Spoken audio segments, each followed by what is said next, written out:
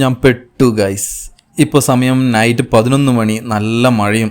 ആദ്യമായിട്ടാണ് 5 വർഷത്തിനിടയിൽ എൻ്റെ നെക്സോൺ എനിക്ക് ഇങ്ങനൊരു പണി തരുന്നത്. നാളെ മോർണിംഗ് റിട്ടേൺ ട്രിപ്പ് പ്ലാൻ ചെയ്ത് സാധനങ്ങളൊക്കെ വാങ്ങാൻ വേണ്ടി വന്നതായിരുന്നു. സാധനങ്ങൾ വാങ്ങി കാർ സ്റ്റാർട്ട് ചെയ്യാൻ നോക്കിയപ്പോൾ നോ അനക്കം. ഒരുപാട് ട്രൈ ചെയ്തു, നോ ഇഗ്നീഷൻ. ഡിസ്പ്ലേയിൽ എഞ്ചിൻ ലോക്ക്ഡ് എന്ന് മെസ്സേജും വന്നു. ലോക്കൽ മെക്കാനിക്കിനെ വിളിച്ച് വന്ന് നോക്കിച്ചു, ബട്ട് നോ യൂസ്. സർവീസ് സെന്ററിൽ കോൺടാക്ട് ചെയ്യാനാണ് പറഞ്ഞത്. 5 മണിക്ക് പെട്ടതാണ്.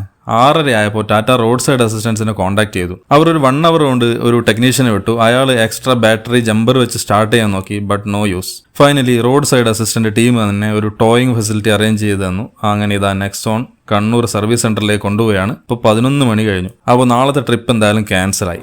അങ്ങനെ രാവിലെ 8 മണിക്ക് തന്നെ ഞാൻ കണ്ണൂർ ടാറ്റ സർവീസ് സെന്ററിൽ എത്തിയിരിക്കുകയാണ്.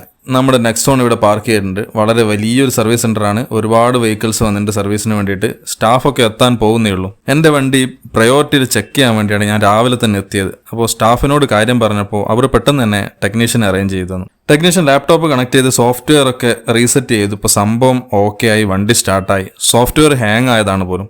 ഇപ്പോൾ എല്ലാത്തിലും സോഫ്റ്റ്വെയർ ആയതുകൊണ്ട് എന്തെങ്കിലും ചെറിയ ഡിസ്റ്റർബൻസ് ഉണ്ടായാൽ തന്നെ എഞ്ചിൻ അങ്ങ് ലോക്കാവും. എന്തായാലും ഞങ്ങളുടെ റിട്ടേൺ ട്രിപ്പ് നാളത്തേക്ക് മാറ്റിവെക്കേണ്ടി വന്നു. എല്ലാം നല്ലതിനായിരിക്കും. ഇതുപോലെ പെട്ടുപോയവർ അനുഭവം ഒന്ന് കമൻറ്റ് ചെയ്യുക.